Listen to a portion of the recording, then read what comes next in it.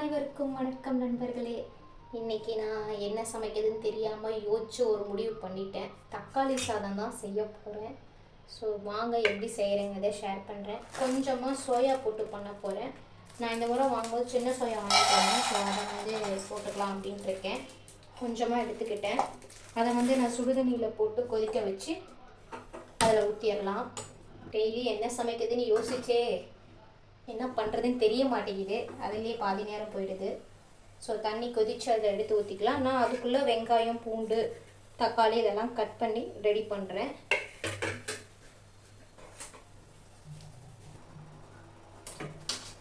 தக்காளி சாதம் அம்மா வீட்டில் இருக்கும்போதும் செஞ்சுருக்கேன், இங்கேயும் செய்கிறேன்.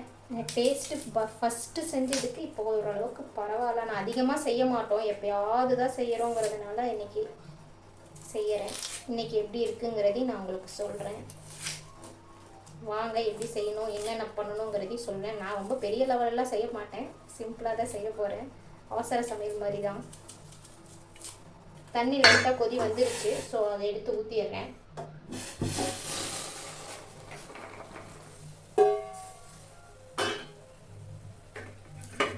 நான் இதெல்லாம் கட் பண்ணி ரெடி பண்ணிவிட்டு உங்களுக்கு என்னங்கிறத ஷேர் பண்ணுறேன். இப்போ நான் 2 பெரிய வெங்காயம் எடுத்திருக்கேன். அதை நான் நீல வாக்கில் சைஸாக மெலிசாக வெட்டி எடுத்துக்கிறேன். உங்களுக்கு எப்படி வெட்ட வருதோ நீங்கள் அதுக்கேற்ற மாதிரி வெட்டிக்கோங்க.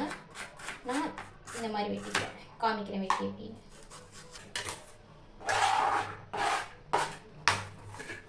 இந்த மாதிரி ஸ்லைஸாக 2 பெரிய வெங்காயத்தையும் நம்ம வெட்டி எடுத்துக்கலாம். தக்காளியை நான் ரொம்பவும் குட்டியாகவும் இல்லாமல் பெருசாகவும் இல்லாமல் 2 பாதியாக கட் பண்ணி எடுத்துக்கிறேன்.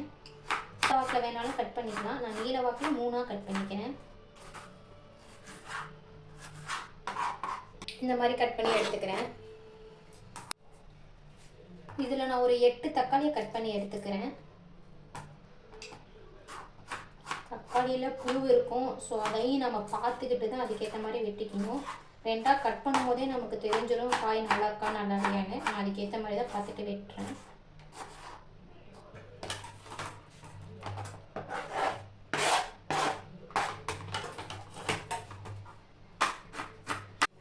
நான் ஒரு 1.5 தக்காளியை 2ஆக வெட்டிக்கிறேன்.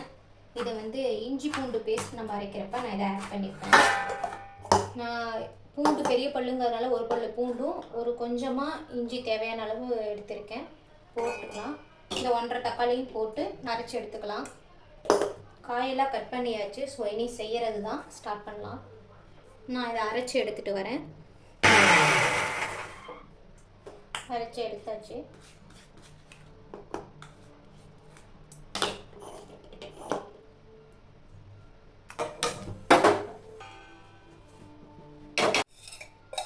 எண்ணெய் 2 ஸ்பூன் ஊற்றிக்கலாம். 2ங்கிறதுக்கு 3ஆக கூட நான் ஊற்றிக்கிறேன். பட்டை, சோம்பு, அந்த கிராம்பு, கசகசா, இந்த பூ எல்லாத்தையும் ஆட் பண்ணிக்கலாம்.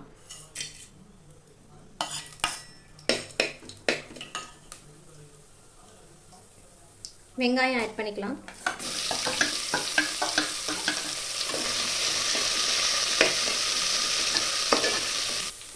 வெங்காயத்தை லைட்டாக வதக்கிட்டேன். இப்போ நம்ம அரைச்சி வச்ச பேஸ்ட்டை ஆட் பண்ணிக்கலாம்.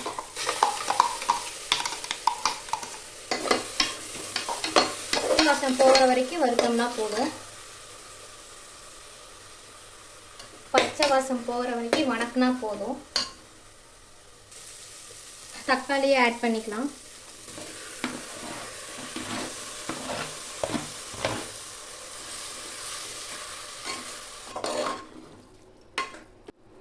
தண்ணி புழிஞ்சிட்டேன். சோயா ஆட் பண்ணிக்கலாம். உப்பு தேவையான அளவு ஆட் பண்ணிக்கலாம். மசாலா பொடி பார்த்திங்கன்னா மஞ்சத்தூள், கரம் மசாலா, பிரியாணி மசாலா, மல்லித்தூள், பெருங்காயத்தூள் எல்லாத்தையும் நம்ம ஆட் பண்ணிக்கலாம். ஒரு கலரிட்டு கொஞ்சம் அப்படியே காயோட மசாலா இறங்கட்டும். காய் கொஞ்சம் வணங்கட்டும். நான் அதுக்குள்ளே அரிசியை கழுவி எடுத்துகிட்டு வந்துடுறேன். தண்ணி கொதி வந்துருச்சு. ஸோ எடுத்து ஊற்றிக்கலாம். நீங்கள் விதையாக வேணும் அப்படின்னா சாப்பாட்டுக்கு தகுந்த தண்ணியை மட்டும் ஊற்றினா போதும். கொஞ்சம் குழவா வேணும்னா தண்ணி கொஞ்சம் சேர்த்து ஊற்றிக்கோங்க. ஏன்னா தக்காளியிலே தண்ணி கொஞ்சம் வரும், அதனால் நம்ம அதிகமாக ஊற்ற தேவையில்லை. இந்த ஸ்டேஜில் நீங்கள் உப்பு காரம் செக் பண்ணிவிட்டு வேணும்னா ஆட் பண்ணிக்கோங்க, இல்லை போதும்னா விட்டுருங்க. லைட்டாக உப்பு கக்கிச்சு அப்படின்னா சாப்பாட்டுக்கு கரெக்டாக இருக்கும். அரிசி ஆட் பண்ணிடுறேன். ஒரு கலரி விட்டுக்கலாம்.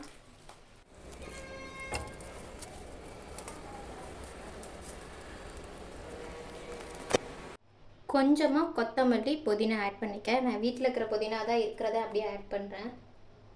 அவ்வளோதான். நான் கொஞ்சம் குழவா தான் வைக்கிறேன், ஏன்னா அத்தை மாமா சாப்பிடுங்கிறதுனால. ஸோ உங்களுக்கு தண்ணி மட்டும் கரெக்டாக பார்த்து வச்சிட்டிங்கன்னா ரெடி ஆகிடும். மூடி வச்சிடலாம். ஒரு 2 விசில் விட்டோம்னா போதும், ஏன்னா நான் தண்ணி சேர்த்து தான் வச்சுருக்கேன். ஸோ வெந்ததுக்கப்புறம் எப்படி இருக்குங்கிறது உங்களுக்கு ஷேர் பண்ணுறேன்.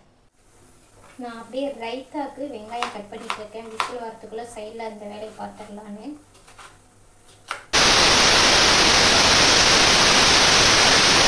ரெண்டு விசில் வந்துருச்சு, போதும். அடுப்பு ஆஃப் பண்ணிட்டேன்.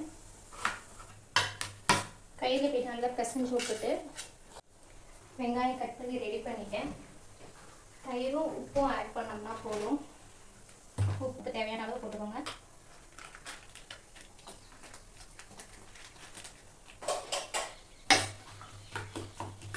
போட்டேன். இதுலேயே வந்து தண்ணி இறங்கும், அதனால் நான் திக்காக தான் போட்டுட்டேன். வெங்காயத்தில் இருக்கிற தண்ணி இறங்கும். ரைத்தா ரெடி. விசில் அடங்கினா சாதம் ரெடி. சாப்பாடு வெந்துருச்சு, விசிலும் அடங்கிருச்சு. எப்படி இருக்குன்னு பார்க்கலாம் வாங்க. பார்க்க கலர்ஃபுல்லாக இருக்குது. கொஞ்சம் குழவா தான் வச்சுருக்கேன் நான், அதனால் எனக்கு அப்படி தான் இருக்குது. கரெக்டாக தான் இருக்கும்னு நினைக்கிறேன்.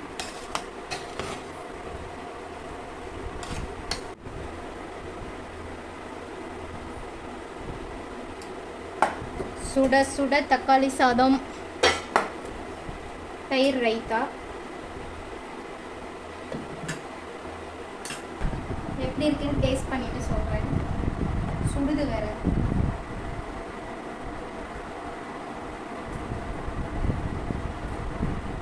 எனக்கு பிடிச்சிருக்கு, கரெக்டாக இருக்கு, நல்லா இருக்கு. என் ஹஸ்பண்ட்டை கேட்டால் தான் தெரியும்.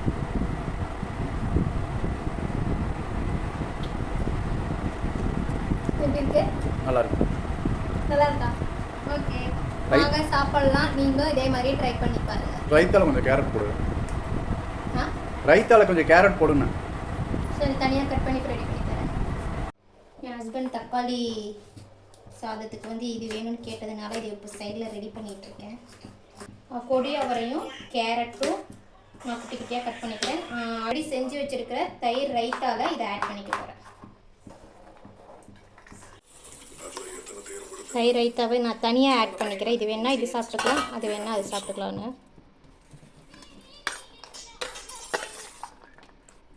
வாங்க சாப்பிடலாம். தக்காளி சாதம், தயிர் ரைத்தா, கொடி அவரை ரைத்தா. இந்த மாதிரி சிம்பிள் வாக்ஸ் பார்க்க என் சேனலை ஃபாலோ பண்ணுங்கள், லைக் பண்ணுங்கள், கமெண்ட் பண்ணுங்கள். தேங்க்யூ.